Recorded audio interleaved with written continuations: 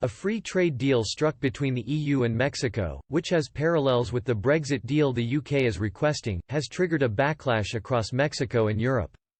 Politicians, scientists, environmentalists and campaigners say the deal struck between EU Trade Commissioner Phil Hogan and the Mexican Minister for Economic Affairs Graciela Márquez Colón yesterday will trigger human rights abuses and crimes against the environment.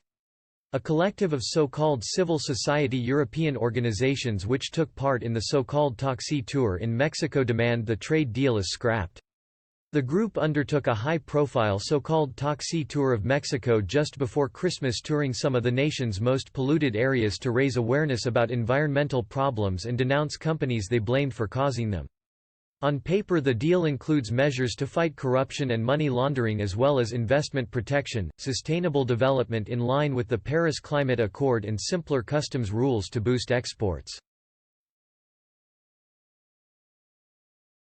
But Latin America news site America 21 said though the trade agreement was supposed to cover areas of human rights and the environment, it actually gave more power to big business to sidestep government regulations.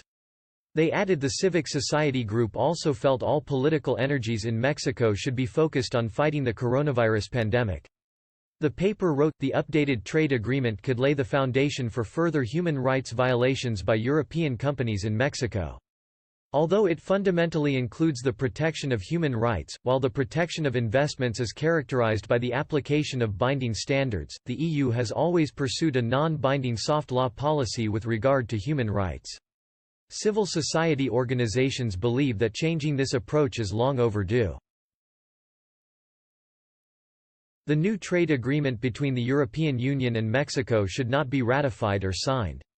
In doing so, they are joining the global demand that the only commercial priority at the moment must be to remove obstacles to access to medical care and other resources, to strengthen public health systems and other social measures to deal with the current crisis. But Mr. Hogan said, while most of our efforts have been focused lately on tackling the coronavirus crisis, we have also been working to advance our open and fair trade agenda, which continues to be very important. Openness, partnerships and cooperation will be even more essential as we rebuild our economies after this pandemic. I am very pleased, therefore, that together with our Mexican partners, we share similar views and that our continued work could now come to fruition.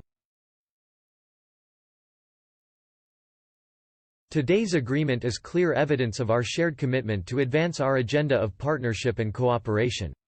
This agreement, once in force, will help both the EU and Mexico to support our respective economies and boost employment. The free trade contract will also trigger the interest of Brexiteers as the contract is intended to enable duty-free trade of goods between the EU and Mexico and is part of the global agreement that entered into force in 2000. In addition to political cooperation, development cooperation and human rights are also covered. Some commentators have pointed out this is largely what Britain is asking for in the Brexit deal. And Mexico point too.